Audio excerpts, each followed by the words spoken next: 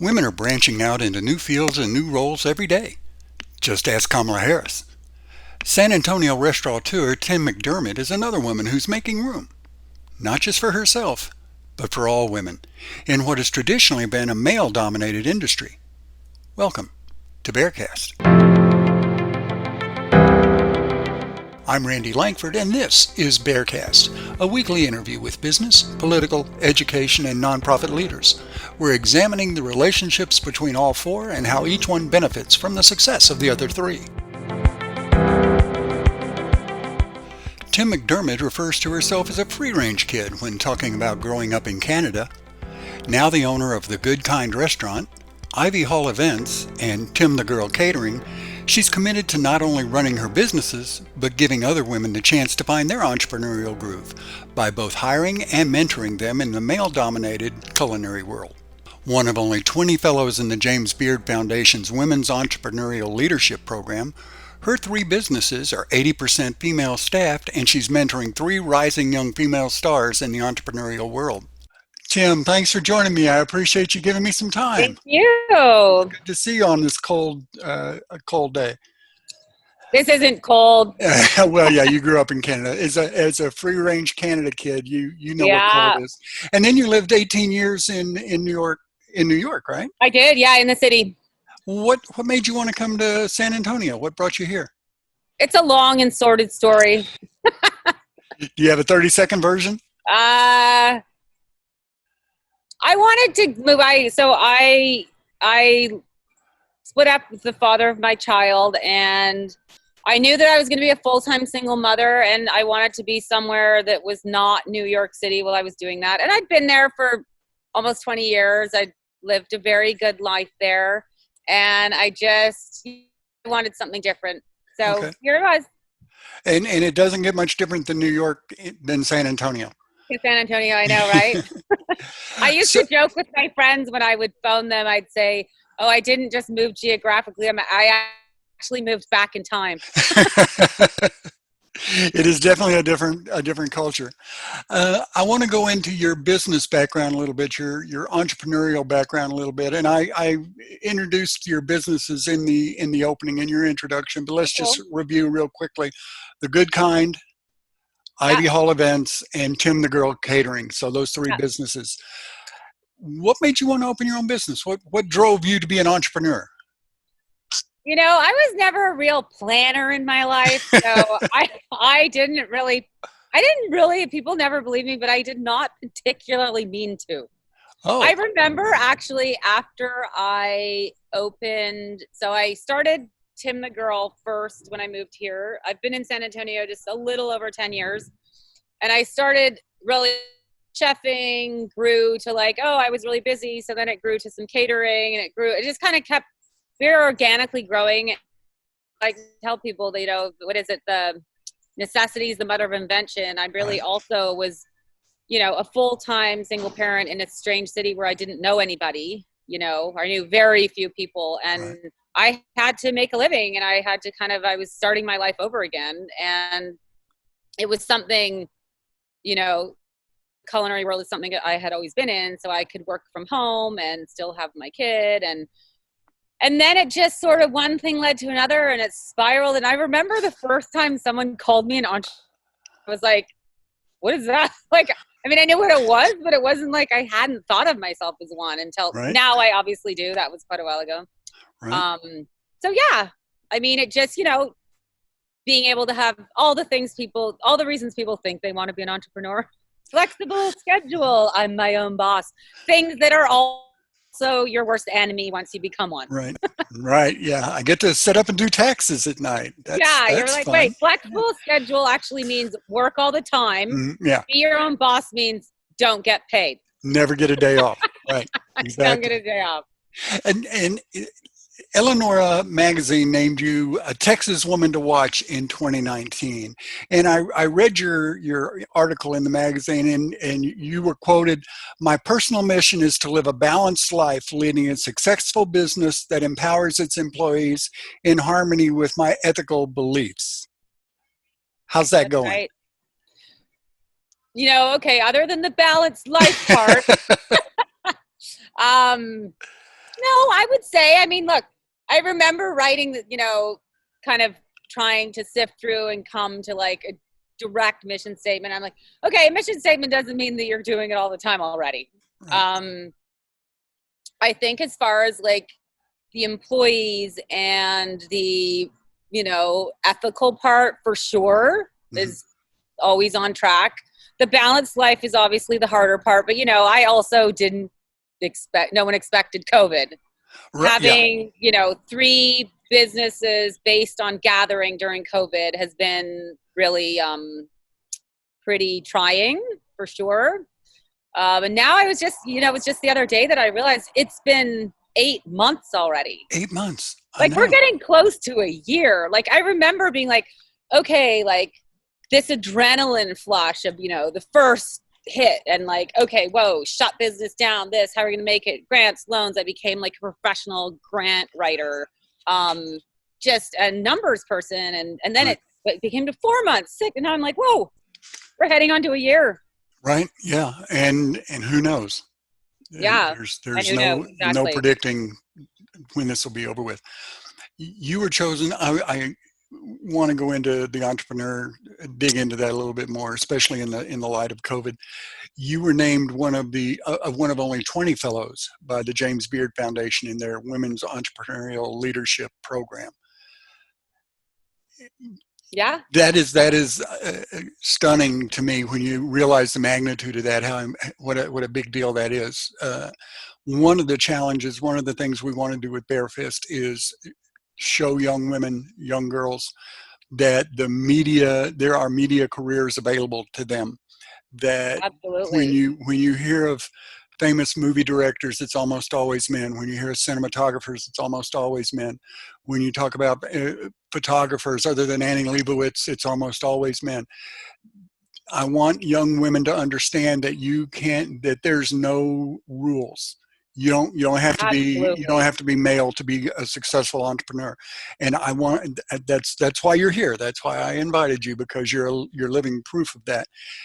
Going back to the James Beard Foundation, you again were quoted, "I hope to bring more knowledge to the women in my industry and be a better mentor for women entrepreneurs in San Antonio." How's that going? Good. I mean, again, I kind of went on lockdown post Right. COVID, but I was, I have 3 young women that I currently work with. I mean, pro bono. So I have a plan, particularly in my industry. I mean, I think there's other industries, but the hospitality, culinary, the food and beverage industry is also Right. extremely male dominated, and Right. particularly in San Antonio. Oh, really? So I didn't realize San Antonio was an outlier. particularly in San Antonio, Okay. not people who work in it, but I'm saying owners, right? People with really like skin in the game kind of up there. I mean, it's extremely male dominated. Okay. So in that, I have young women that come to me that want help. I mean, I sort of feel like I had to really, it was a big struggle on my own. I mean, yes, I had friends, other places that I could call for a bit of help, but it's different. I mean, it's very specific to where you are. And I feel like there's so many struggles, like big struggles and mistakes and all these things that I made that are not necessary for everyone to make, to share that knowledge. And I can very simply break things down for people now and be like, okay, wait a minute, what's your plan? Okay, wait, this, and this. So I have a few people that I coach in that degree. I'm developing a coaching business Nice. that I plan to be doing more of that in the future. But for now, and I think definitely, within my, for sure within my industry, really also with people that work with me. And it goes both ways too. I don't think ever that in those, it's like the model I think that people have in their mind of just like, oh, like the know-all and the I'm going to teach everything. I mean, it's really goes both ways. There's things that when I'm coaching people that come back from them where I'm like, oh, wait a minute, right. Look, I have now a rule, like I will, depending exactly on what it's for, but typically like I will not hire people anymore that aren't way better than me in what I need them for. Right. And these are the things I try to help other people to understand is like, you don't want to surround yourself with a bunch of people that agree with you, right? That is not what you want. I can do that myself. You can do that yourself. Exactly. Yeah. And I now actually am. So now this new year of the James Beard entrepreneur winners, like I am now a coach for them. Oh, nice. And that's national. Okay. Right. Yeah, of course. I've heard, and keep me honest here, that you didn't have any mentors in the culinary industry when you were climbing the ladder. How did you learn the trade? I mean, I guess too, when people have asked me that, it's like not specifically, like but I had a very unique upbringing, right? I mean, I grew up super remote, like in a geodesic dome with hippies. I mean, I definitely didn't like come up into the world in the usual way where it's like, oh, what are you going to be when you grow up? Oh, this is this. A lot was kind of just trial by fire, like, okay, right, well, this works. And I did a lot as far as in food and beverage. I mean, I've worked in a lot of different areas of it. So when I say I think that's probably part of it, I wasn't just like, oh, I was in a kitchen or I only was doing bar or whatever. I did a lot of different parts. So I think in that it's more self-taught where I was, and then the end of and I didn't move to San Antonio intending to get into this industry. Right. So I just was like, oh, wait, yeah, that's where all my talent lies and what I know how to do. Oh, yeah. Yeah. Especially when you're a single mom. I better figure out what I'm good at and start doing it. Right. Yeah. Okay, let's follow that path. When you opened your first business, what was the biggest surprise? What weren't you expecting? Well, like I said too, when I started Tim the Girl, it was very organic, the development of it. So in it, there wasn't a ton of the surprise. I think my biggest surprise is when you start to have employees. You're like, oh, whoa, wait a minute. Like, this is no longer just a coworker. Like, I'm the boss of them. Right. That was like a big thing for me to get used to on like how to be a good boss. And it's super important to me. Because, you can go really both ways where I don't want to be some tyrant. And I also don't suppose to know everything. I now run my super structured, right? So I also belong to an organization called the Entrepreneurs Organization, which is a global organization of entrepreneurs. Okay. There are some, you need to have $1 million in revenue to join this organization. But they have a really amazing launch program for people that are not to that revenue level yet. In there is where I have learned the most about so it's peer to peer. It's not like there's people, right? So in that, I learned about this system called the Entrepreneur Operating System that is not connected to that group, but a lot of people in that group use it, globally.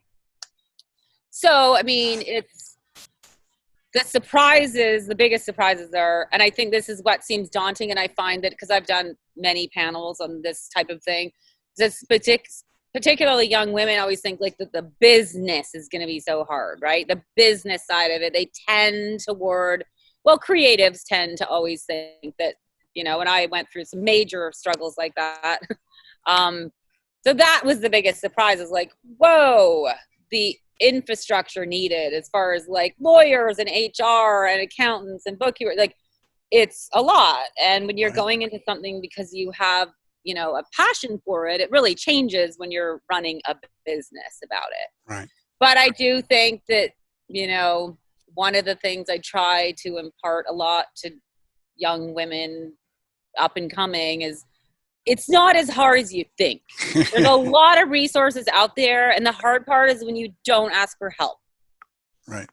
Right? Because don't be afraid to ask for help. You don't know what you don't know. Exactly. and there's so much I don't know that I don't know. And there's so much that I don't know that I don't know. And so it's for me, it happened so organically. And there was so many crazy struggles and sleepless, not days or months, years. And I'm that's why now I'm just okay, I do believe as far as but you say like everyone really what you're looking for is your purpose in life. And there was that morphs.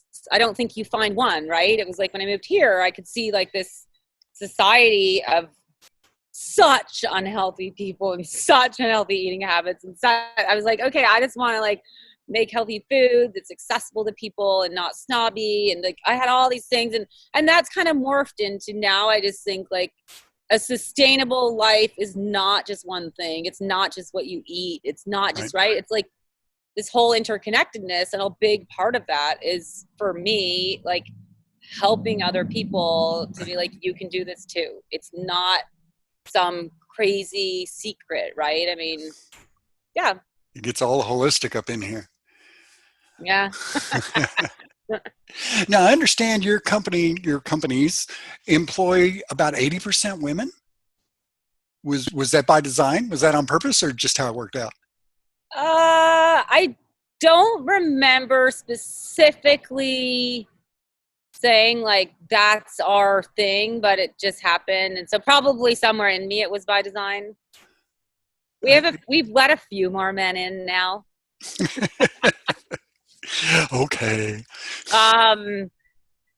It's an interesting one that because there have been times where I think too though that also happened. Look, I spent all my time, and I belong to like, because through the James Beard Foundation, I'm still like, that is like a lifelong, like we are working together, we're coaching others, we're coaching each other, the entrepreneurs. I mean, I am like always learning, always growing.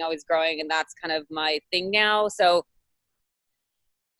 I think the 80% women things, there was time, I think that kind of led a little bit to the I hired people like me. And so I've tried to the last year be a little bit more like, okay, like I'll interview people and I'm like, you seem like a foreigner. Like, what is going on here?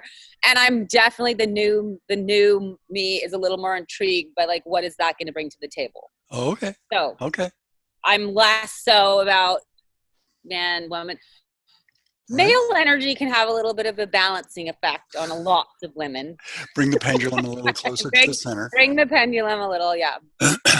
And so going back to Bearfest for a minute, students are getting real world work experience. We're embedding them in a nonprofit organization to tell that nonprofit story. And then the nonprofit gets to use it for their fundraising and volunteer recruitment and that sort of thing. The deeper agenda here is to embed those kids in a nonprofit organization for a considerable amount of time, months. They get their pairings in like September, and then their productions aren't due until February. So they're in there for a good long time. And we want to do that so they are engaged with that culture. They see what it's like to work with people who are compassionate and empathetic with what they're doing and working for more than a paycheck and believe in the bigger purpose of their organization. How does that cultural experience play into for somebody in the real world? Does giving kids that work culture experience make them more employable or make them better judges of where they want to work? I would say absolutely. Do you look for that? Do you look for somebody who matches your culture? Oh, absolutely. I mean, we have our, but again, this is all work I've done in the last few years. Like, obviously this would be great that you have all this before you set up your business, but I definitely didn't. And I don't think a lot of people do. No, now, like, I mean, our core values, our company culture, like that is posted around property. It is in every management meeting. It is, we hire based on, I mean, there's a couple of different, I don't want to say, what are they, those like culture index, Gallup strengths, things that we have people write to see how they're going to fit into the culture, how they're going to fit into the management structure.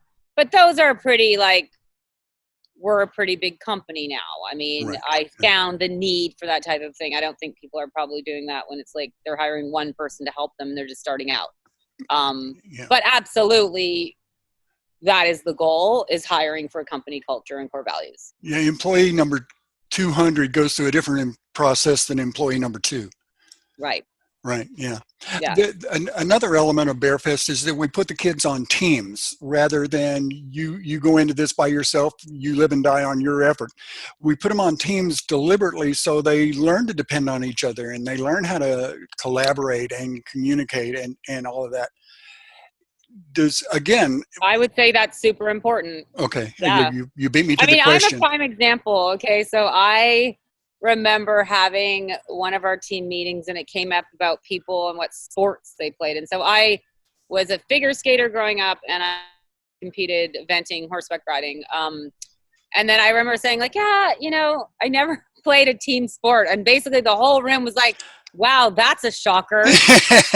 Didn't see that one coming. I was like, oh no, I totally just jinxed myself. But you can definitely tell when people have been part of teams or not. Right. And there's always the jobs here and there and the parts of the job that require, there's people that are incapable of working alone. That's not great. You definitely want to have the balance of that. Right. Yeah. There's going to come a time when you've got to stand on your own 2 feet, but it's good to know that you how to have function within a team. Right. Have people around you that got your back. Yeah, exactly. Yeah. So one last question, again, calling on your entrepreneurial background and your Canadian background. We'll go for both of those at once. What advice do you have for young women just starting their careers? One of my number one things I tell people is like, find your resources, find the people. There's so much information out there. There's just like no reason to do it by yourself. There's no reason to do it by yourself. I mean, finding the right resources and asking for help is hugely important. I mean, obviously I'd also say like nothing is as insurmountable as you think it may be. I mean, you want to be a little careful. It's hard with entrepreneurship, right? Because people, like I tell people, be cautious, be careful. If I had done that, I would not, for better or worse, be where I am. Right. I mean, but I am like a massive risk taker, which is not necessarily the best quality. I mean, it's led me to a ton of hardship and a ton of really, really, soul crushing times. Right. But, people where we are, I'm like, where do I do it over again? I mean, would I go through that? It's hard to say. Yeah. Yeah. Really that's hard why you to need to find your the yin to your yang. Right. But I mean, I think, and look, everyone's different, but I mean, believing in yourself, being clear about why you are getting into it. Okay. What is the thing you're trying to sell and why? Right. I mean, I think that questioning your motives and your purpose is like super important. That's kind of fundamental. Once you know that. Because if you really are I have coached people where I'm like, if you're really just like, trying to make a living and it seems glamorous to be an entrepreneur, that is not a good reason. You can make a way better living elsewhere. Right. Having and have a lot more glamour. Yeah. And it is not glamorous. Yeah. And not spend as many sleepless nights. On the front end, because you're like, look, I mean, also my business is super social and public. And, there's plenty of times where I'm like, people are like, oh my God, everything's doing so great to see you doing so well. Meanwhile, I've been like in my bed crying like, eating potato chips for dinner. I'm like, yeah, of course the public image you present is things are awesome, right. But Absolutely. Well, Tim, thank you so much. Thanks for being here. Thanks for your insights. Thanks for blazing that trail for all these young women in San Antonio that are gonna be following you. I appreciate that. Thank you so much. Nice to see you. Take care. See you soon. Bye.